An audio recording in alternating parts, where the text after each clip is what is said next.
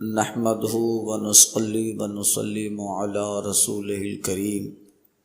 بسم اللہ الرحمن الرحیم۔ الفصل الثانی عن عائشہ قالت لما مات النجاشی كنا نتحدث انہ لا یزال یرى علی قبرہ نور رواہ ابو داود۔ وعنہا قالت لما ارادوا غسل النبی صلی اللہ علیہ وسلم قالوا لا ندری نجرد رسول اللہ صلی اللہ علیہ وسلم من ثيابه كما نجرد موتانا ام نغسله وعليه ثيابه فلما اختلفوا لقى الله عليهم النوم ألقى الله عليهم نوما حتى ما منهم رجل إلا ذقنه في صدره ثم كلم مكلم من ناحية البيت لا يدرون من هو اغسل النبي صلى الله عليه وسلم وعليه ثيابه فقاموا فغسلوا وعليه قميصه يصبون الماء فوق القميص ويدلكونه بالقميص رواه البيهقي في دلائل النبوة۔ حضرت ام المومنین عائشہ صدیقہ رضی اللہ تعالی عنہا سے روایت ہے، کہتی ہیں کہ جب نجاشی شاہ حبشہ نے وفات پائی تو ہم ان کے تعلق سے چرچا کرتے تھے کہ ان کی قبر پر نور دیکھا جاتا رہا۔ نجاشی حبشہ کا بادشاہ حضرت اصحمہ رضی اللہ تعالی عنہ جو ایمان لائے اور سب سے پہلے جو قافلہ ہجرت کر کے مکہ سے حبشہ گیا تھا، جعفر بن ابو طالب، حضرت عثمان غنی اور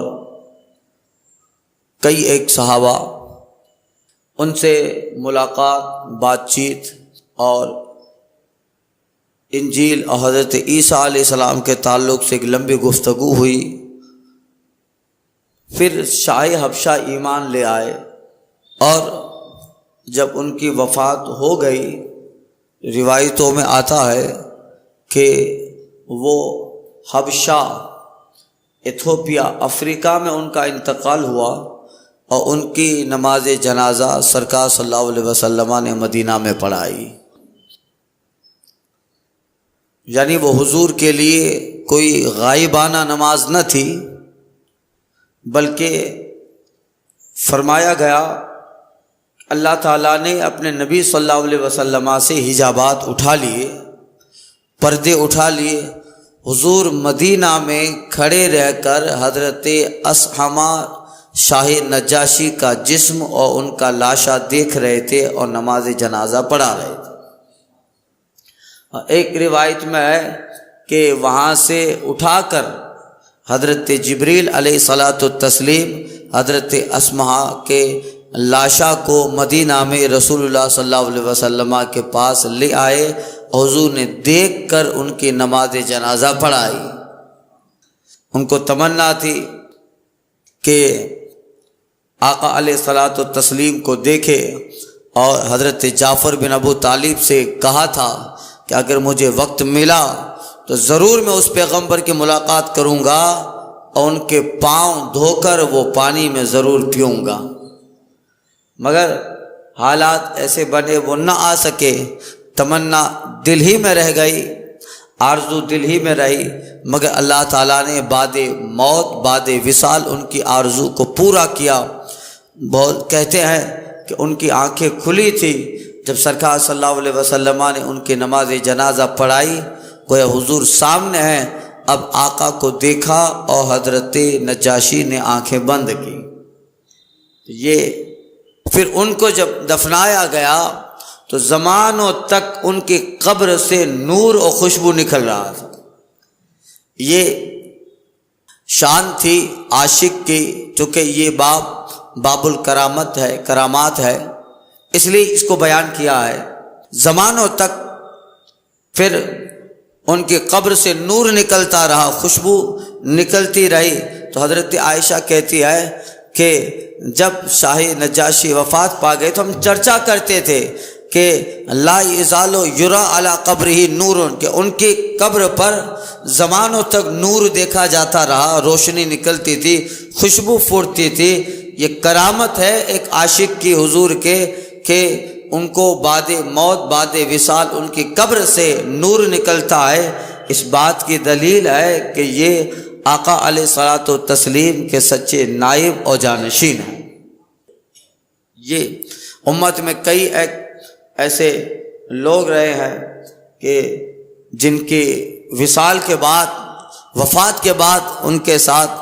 یہ معاملہ ہوتا رہا۔ خود حضرت علامہ محمد بن سلیمان جزولی رحمۃ اللہ تعالیٰ علیہ، جنہوں نے دلائل النبوہ شریف لکھی، درود شریف کی کتاب دلائل النبوہ،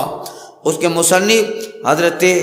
علامہ سلیمان محمد بن سلیمان جزولی علیہ رحمۃ و رضوان، جب ان کو دفنا گیا تو کئی سالوں تک ان کی قبر سے مشک و عنبر کی خوشبو آ رہی تھی، اور لوگ اس کو محسوس کرتے تھے۔ اور صرف قبر ہی میں نہیں، جب ان کے شہر میں داخل ہو جاؤ تو پھر وہ گلیاں بھی مہکتی تھی، لوگ سمجھتے تھے کہ یہ ایک عاشق کی قبر اس جگہ پر ہے۔ تو زمانوں تک حضرت علامہ محمد بن سلیمان جزولی علیہ رحمہ کی قبر سے مشک و عنبر کی خوشبو آتی۔ یہ کرامات ہے حضور کے عاشق و سرکار کے غلاموں کی۔ اور پھر ان کو تو جو ہے حضرت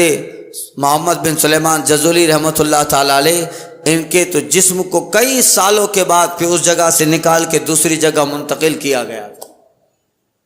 اس جگہ سے نکال کر۔ اب اتنے بڑے عاشق رسول تھے کہ دلائل الخیرات ان کی کتاب، درود پاک کے تعلق سے آپ سب جانتے ہو ہر زبان میں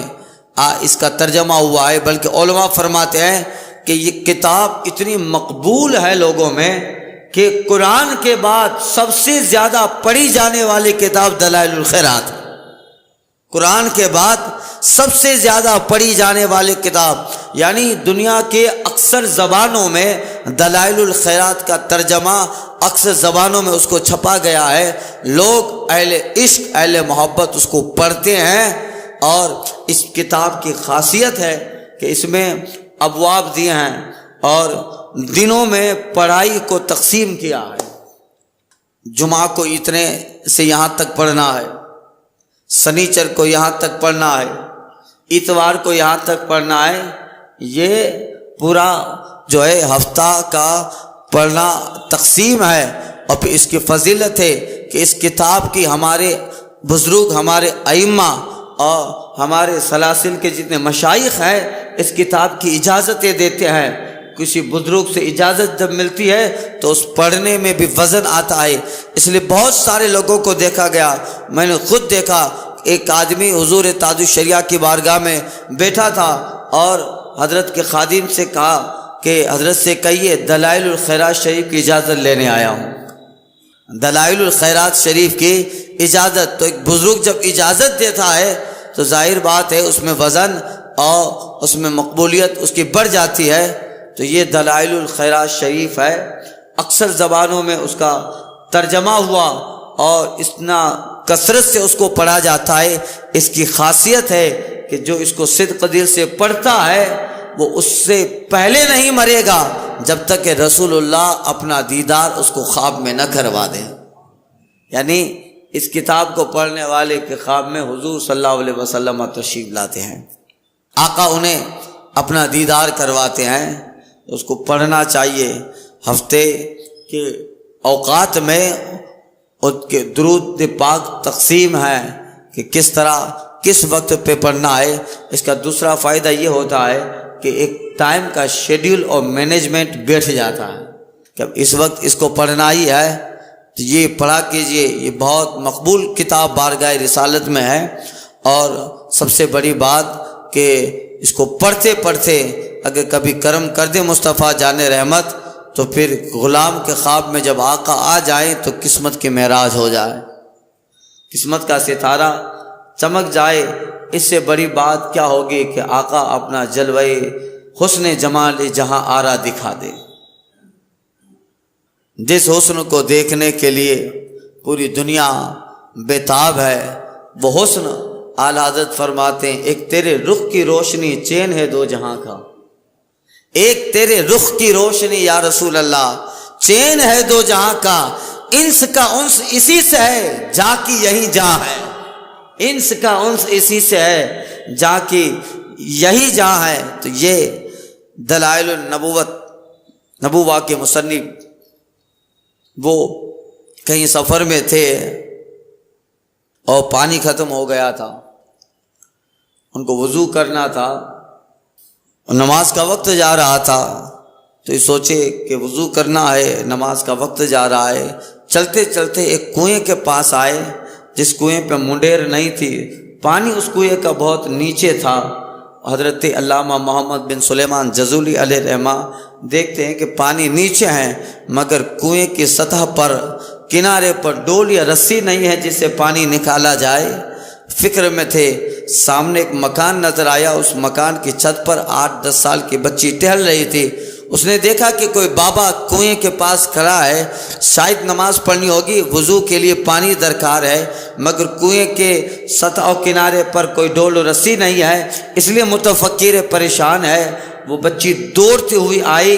کنویں کے منڈیر پہ کھڑی رہی، کچھ پڑا، دم کیا کنویں میں یا تھوک ڈالا، اتنا کرنا تھا کہ کنویں کا پانی ابلتا ہوا سطح پہ اوپر آ گیا۔ حضرت علامہ محمد بن سلیمان جزولی علیہ رحمہ نے وضو فرمایا مگر فکر میں رہے اس بچی نے کیا وظیفہ کون سا عمل پڑھا کہ یہ پانی اوپر آ گیا۔ بات فراغت کی پوچھا، اس بچی کو بلایا، کہا بیٹا کیا پڑھا؟ کہا کوئی بڑا وظیفہ عمل نہیں پڑھا ہے، میری امی میری والدہ مجھے درود پاک کی فضیلت عظمت بتا رہی تھی تو میں نے سوچا یہ بہت اچھا موقع ہے، درود پاک میں تو بہت ساری فضیلت ہے، آپ کو دیکھا کہ نماز پڑھنی ہے، پانی کنویں سے بالکل نیچے ہے اور آپ کے نماز کا وقت جا رہا ہے، تو بس درود پاک پڑھ کر دم کیا ہے تو اللہ نے اس کی برکت سے پانی کو اوپر لا دیا۔ حضرت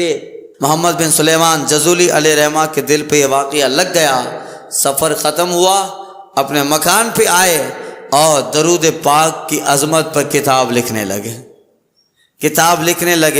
اور اس قدر جو ہے محنت کی، اس قدر محبت سے لکھے، آقا کے ہونٹوں پہ درود، آقا کے لبوں پہ درود، آقا کے بالوں پہ درود، ناخن اطہر پہ درود، جبین اقدس پہ درود، منہ مبارک پہ درود اور بھویں ابو مبارک پہ درود، پلکوں پہ درود، یعنی اس قدر عشق شوق ولولے محبت سے انہوں نے درود پاک کو جمع فرمایا۔ اللہ اللہ کہ ان کی یہ محنت رنگ لائی اور ان کا وہ عشق بارگاہ رسالت مآب میں اس قدر مقبول ہوا کہ آقا خواب میں آ کر حضرت محمد بن سلیمان جزولی رحمۃ اللہ تعالیٰ علیہ کے اس کتاب کی تعریف فرماتے ہیں۔ بس اسی تعریف کا نتیجہ تھا کہ یہ کتاب دنیا میں اتنی مقبول ہوئی کہ آج پوری دنیا میں علامہ محمد بن سلیمان جزولی کی کتاب دلائل الخیرات پڑھی جاتی ہے، اس کا وظیفہ کیا جاتا ہے اور اہل عشق پڑھ کر بارگاہ رسالت میں قرب کی منزلیں پاتے ہیں۔ یہ جو ہے حضرت محمد بن سلیمان جزولی، زمانوں تک ان کی قبر سے مشک اور عنبر کی خوشبو آتی رہی اور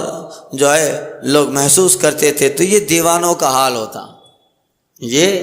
عاشقوں کا حال ہے کہ جب زمین پر ہیں تب بھی اپنی تنویریں اور اپنے عشق اور ایمان اور عرفان کی خوشبو سے جہاں معطر کرتے ہیں، اور جب زمین میں چلے جاتے ہیں تب بھی اپنے جو ہے ایمانی عرفانی وجود سے جہاں کو معطر کرتے ہیں۔ تو یہ اللہ والے اور سرکار کے عاشقوں کا حال۔ ایسے امت میں بے شمار بزرگ اہل اللہ و صالحین گزرے ہیں جن کی قبر سے خوشبوئیں نکلتی ہیں، اس بات کی دلیل ہوتی ہے کہ یہ اللہ کا سچا بندہ، حضور کا سچا محب و عاشق آرام کر رہا ہے۔ تو حضرت عائشہ رضی اللہ تعالی عنہ کہتی ہیں کہ ہم لوگ ذکر کرتے تھے، بات کرتے تھے کہ نجاشی ہیں اور ان کی قبر سے نور دیکھا جا رہا تھا اور زمانوں تک یہ رہا۔ اللہ اللہ، یہ حضور کے بہت عاشق تھے، تمنا تھی سرکار کو دیکھیں مگر ملاقات نہ کر پائے، اس لیے اللہ نے وہ تمنا وصال کے بعد پوری کی۔ اور سرکار صلی اللہ علیہ وسلم جب ان کی نماز جنازہ پڑھانے کے لیے کھڑے ہوئے، ان کی آنکھیں کھلی ہیں، انہوں نے آقا علیہ الصلوۃ والتسلیم کو دیکھا، پھر آنکھیں بند کی۔ اس لیے جو دل سے حضور کو دیکھنے کی تمنا کرتا ہے، دل سے سرکار کو سے ملاقات کرنے کی تمنا کرتا ہے، یقین جانیے موت سے پہلے اللہ اپنے محبوب کا وصال دے ہی دیتا ہے۔ دل میں وہ جذبات ہونے چاہیے، دل میں وہ امنگ ہونی چاہیے کہ آقا علیہ الصلوۃ والتسلیم سے میں جو ہے ملاقات کروں، یا آقا خواب میں اپنا جلوہ دکھا دے۔ اگر سچے دل سے یہ تمنا ہے تو موت سے پہلے اللہ اس کی یہ آرزو پوری کرتا ہے، مدینے سے مصطفیٰ اس کے خواب میں اس کی قسمت کا ستارہ جگمگانے ضرور تشریف لاتے ہیں۔ سرکار مفتی اعظم ہند فرماتے ہیں، کھلے ہیں دید عشاق خواب مرگ میں بھی۔ اب ان کو تمنا تھی حضور کو دیکھنے کی، آنکھیں کھل گئی۔ موت کے بعد، وصال کے بعد بھی آنکھیں کھلی ہیں۔ اللہ اللہ، وہ تمنا تھی کہ حضور کو دیکھنا، اس لیے وصال کے بعد بھی آنکھیں کھلی ہے۔ مفتی اعظم ہند فرماتے ہیں، کھلے ہیں دید عشاق خواب مرگ میں بھی، ضرور کسی نگار کا ہے انتظار آنکھوں میں، ضرور کسی نگار کا ہے انتظار آنکھوں میں۔ پیا ہے جو جام محبت آپ نے نوری، پیا ہے جو جام محبت آپ نے نوری، ہمیشہ اس کا رہے گا خمار آنکھوں میں۔ تو یہ ہے انہا حضرت عائشہ ہی سے روایت ہے، کہتی ہیں لما ارادو غسل النبی صلی اللہ علیہ وسلم، جب سرکار صلی اللہ علیہ وسلم کے اس ظاہری دنیا سے پردہ فرما جانے کے بعد لوگوں نے رسول اللہ صلی اللہ علیہ وسلم کو غسل دینے کا ارادہ کیا، یعنی پیر کے دن سرکار صلی اللہ علیہ وسلم کا وصال وفات پاک ہوئی آقا کی، اور یعنی منگل اور بدھ کے دن سرکار صلی اللہ علیہ وسلم کو غسل دیا گیا اور آپ کو دفنایا گیا بدھ کے دن۔ اب اس کے تعلق سے سرکار صلی اللہ علیہ وسلم کے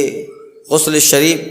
اور وہ جو سچویشن تھی حضور کے وفات کے بعد، حضرت عائشہ کا حجرہ ہے، وہیں سرکار تھے، اس کے تعلق سے محدثین نے، علامہ امام بخاری نے الگ الگ باب باندھے ہیں۔ سنیے، تو حضرت عائشہ کہتی ہیں کہ جب آقا علیہ الصلوۃ والتسلیم کو غسل دینے کا ارادہ فرمایا، کس نے؟ صحابہ و اہل بیت نے۔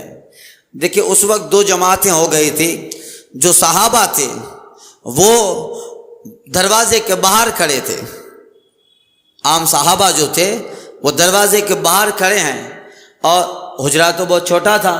اور حجرے میں جہاں آقا علیہ الصلوۃ والتسلیم کا وصال پاک ہوا ہے، وہاں حضرت عائشہ، ازواج مطہرات، حضرت علی، حضرت ابوبکر صدیق، یعنی خاص خاص گھر والے ہیں، خاص خاص گھر والے تھے، اور باقی صحابہ باہر کھڑے ہیں۔ تو اب ارادہ کیا کہ آقا علیہ الصلوۃ والتسلیم کو غسل دے، تو ان صحابہ اہل بیت نے کہا کہ ہم نہیں جانتے ہیں کہ جب غسل دیں تو کیا ہم رسول اللہ صلی اللہ علیہ وسلم کے کپڑے اتار دیں جیسے اور ہمارے مردوں کو غسل دینے کے لیے اتار دیتے ہیں؟ جو قمیص پہنی تھی آقا کو، تہبند شریف پہنا تھا، اگر اور کسی جو ہے کو غسل دینا ہے میت کو تو کپڑے اتار کر ناف سے گھٹنے تک چادر رکھ دیتے ہیں، تو کیا ہم اسی طرح دیں؟ تو کہتی ہیں حضرت عائشہ، صحابہ نے کہا کہ کیا کریں؟ نجرد رسول اللہ صلی اللہ علیہ وسلم من ثیابہ کما نجرد موتانا، ہم جس طرح دوسرے ہمارے جو ہے میتوں کو غسل دیتے ہیں، اسی طرح سرکار صلی اللہ علیہ وسلم کے کپڑے اتار کر ہم آپ کو جو ہے غسل دیں، یا ام نغسلہ والے ثیابہ، یا اس طرح ہم غسل دیں کہ کپڑا آپ کے جسم پر ہی رہے، کپڑا آپ کے جسم پر ہی رہے، کیسے ہم غسل دیں؟ اب نبی ہیں بھائی، آقا ہے، تو اب جو ہے ہم دنیا سے جب ہم انتقال کر جائیں تو تو موت جو ہے وہ غسل توڑ دیتی ہے، موت سے غسل ٹوٹ جاتا ہے، اس لیے غسل دیا جاتا ہے، نبی کا غسل نہیں ٹوٹتا ہے۔ غسل کیوں دیا جاتا ہے مرحوم کو معلوم ہے آپ کو؟ جو غسل کو توڑنے والی چیزیں ہیں، انزال ہونا، منی کا نکل جانا اور بیوی سے قربت، یہ ساری چیزیں جن سے غسل ٹوٹ جاتا ہے، تو ناقص غسل میں سے ایک چیز وہ موت بھی ہے کہ موت سے غسل ٹوٹ جاتا ہے، تو غسل ٹوٹ گیا اس لیے غسل دیا جاتا ہے، اس لیے غسل دیا جاتا ہے۔ تو جو ہے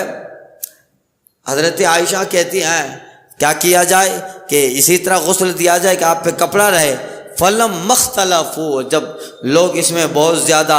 کنفیوز ہوئے، اختلاف ہو گیا لوگوں میں، تو کہتے ہیں القی اللہ علیہم النوم، اللہ تعالیٰ نے تھوڑی دیر کے لیے لوگوں پہ نیند طاری کر دی۔ جتنے بھی حجرے میں تھے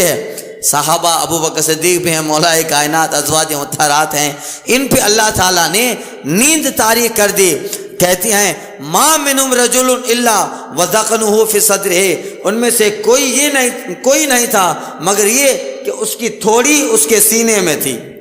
یہ تھوڑی، یہ جو ہے نا ہونٹ کے نیچے کا جو حصہ ہے، یہ تھوڑی، ذقنہ فی صدرہ، اس کی تھوڑی اس کے سینے میں تھی، یعنی ایسے سو رہے، ایسے یہ سینے کے پاس آ گئی، ایسے سوئے رہے، بالکل نیند طاری کر دی۔ کیا ہوا؟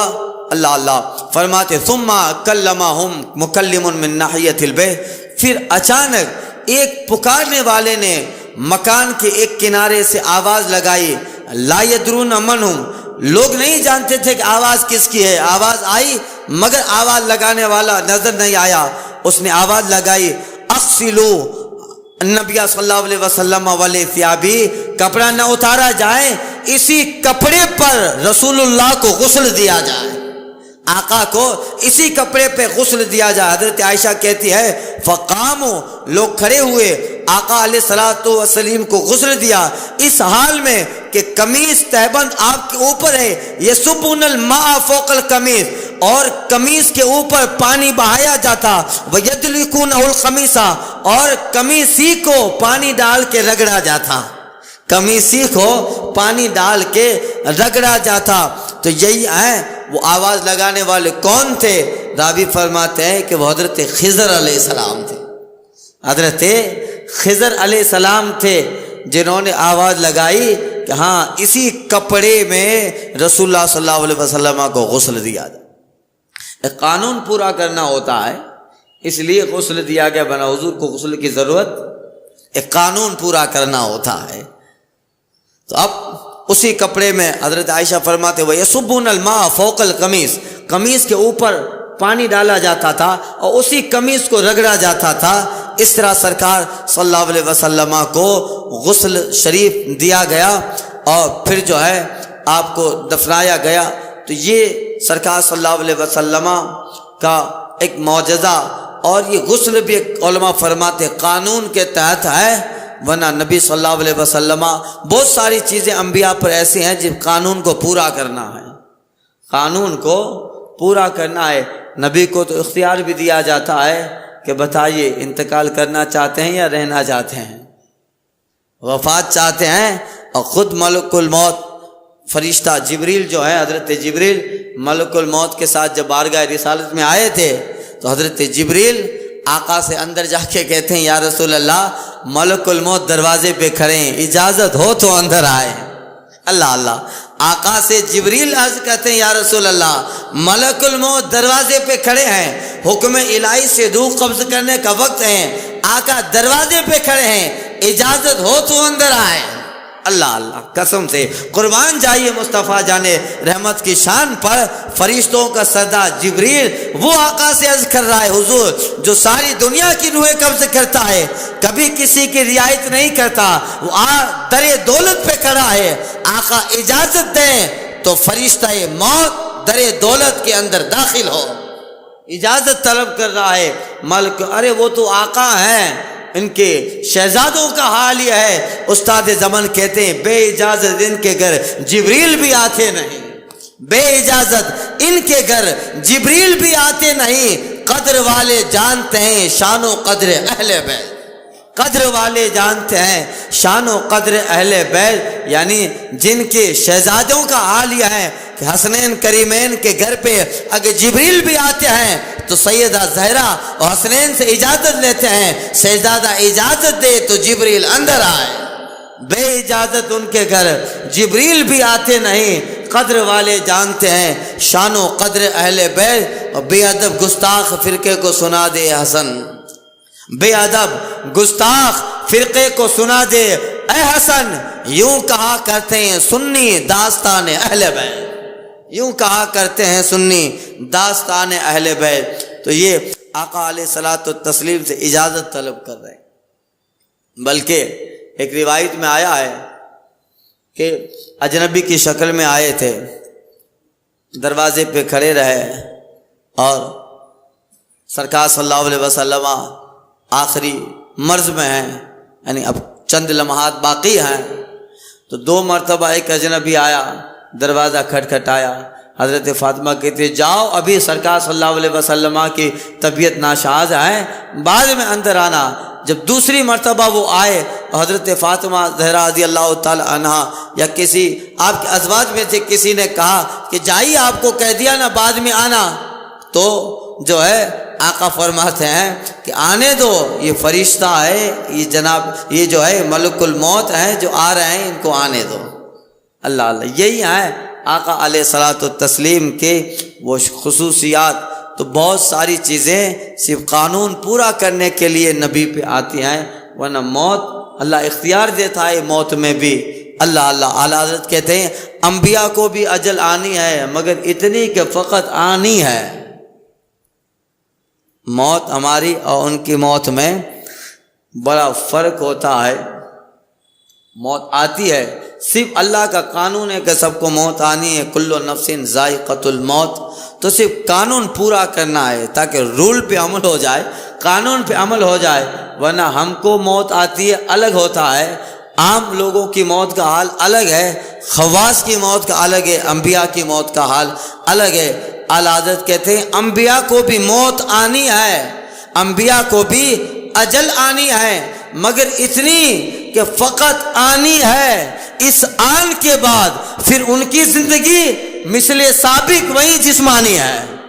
اس آن کے بعد پھر ان کی زندگی مثل سابق وہی جسمانی ہے، ایک قانون پورا ہوا، اب جب وفات ہو گئی تو پھر ان کی زندگی بالکل جیسے پہلے تھی ویسے ہی ہے۔ تو آج بھی سرکار صلی اللہ علیہ وسلم اپنے جسم اور اپنے نورانیت کے ساتھ قبر میں جو ہے حیات النبی ہیں، حیات النبی ہیں، سنتے ہیں، مدد فرماتے ہیں۔ یہ ہمارا عقیدہ ہے اور یہی قرآن کا اور حدیث کا عقیدہ ہے کہ سنتے ہیں، اور اس طرح سنتے ہیں کہ کبھی بھی کسی فریادی کو محروم نہیں کرتے۔ اعلیٰ حضرت کہتے ہیں واللہ وہ سن لیں گے فریاد کو پہنچیں گے،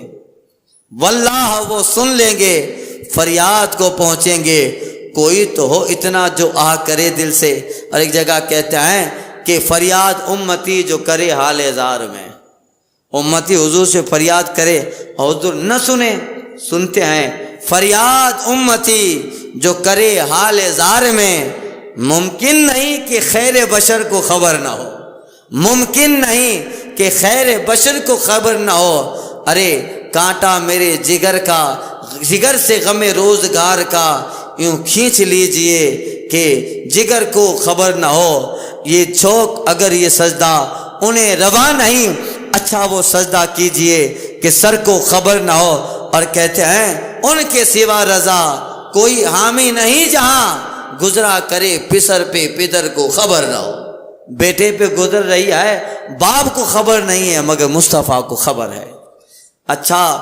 جو ہے ان کے سوا رضا کوئی حامی نہیں جہاں، گزرا کرے پسر پہ پدر کو خبر نہ ہو، پل سے اتارو رہ گزر کو خبر نہ ہو، جبریل پر بچھائیں پر کو خبر نہ ہو۔ ایسا گما دے ان کی ولا میں خدا ہمیں، ایسا گما دے ان کی ولا میں خدا ہمیں، ڈھونڈا کریں پر اپنی خبر کو خبر نہ ہو، ڈھونڈا کریں پر اپنی خبر کو خبر نہ ہو، تو یہ شان مصطفیٰ صلی اللہ علیہ وسلم۔ تو عرض کر رہا تھا وہ آواز لگانے والے حضرت خضر علیہ السلام تھے۔ اس سے پہلے شیطان کی بھی آواز آئی تھی، شیطان کی بھی آواز آئی تھی، پھر خضر علیہ السلام نے دوبارہ آواز لگا کے کہا کہ وہ شیطان کی طرف سے تھا، اب یہ آواز صحیح ہے، من جانب اللہ ہے، ایسا ہی کرو۔ تو پھر سرکار صلی اللہ علیہ وسلم کو ایسا ہی کیا گیا، یعنی کپڑا آپ کے جسم سے ہٹایا نہیں گیا، یہی کپڑا قمیص شریف تہبند شریف ہے، اوپر سے پانی ڈالا گیا اور غسل شریف دیا گیا۔ یہ شان مصطفیٰ صلی اللہ علیہ وسلم ہے۔ اس کو بہقی نے دلائل النبوہ میں ذکر کیا ہے، اور اس کے تعلق سے یعنی آقا علیہ الصلوۃ والتسلیم کے اس غسل شریف کے تعلق سے اکثر محدثین نے یہ باب احادیث کی کتابوں میں ذکر کیا ہے، نقل کیا ہے، مختلف روایات اور مختلف باتوں کے ساتھ۔ یہاں صاحب مشکات نے جو بیان کیا اس کو اس فقیر نے عرض کیا۔ اللہ تعالیٰ حضور کی سچی محبت عطا فرمائے۔ آگے والی جو ہے حدیث انہی بزرگوں اور صحابہ کی کرامات کے تعلق سے انشاءاللہ آئندہ کے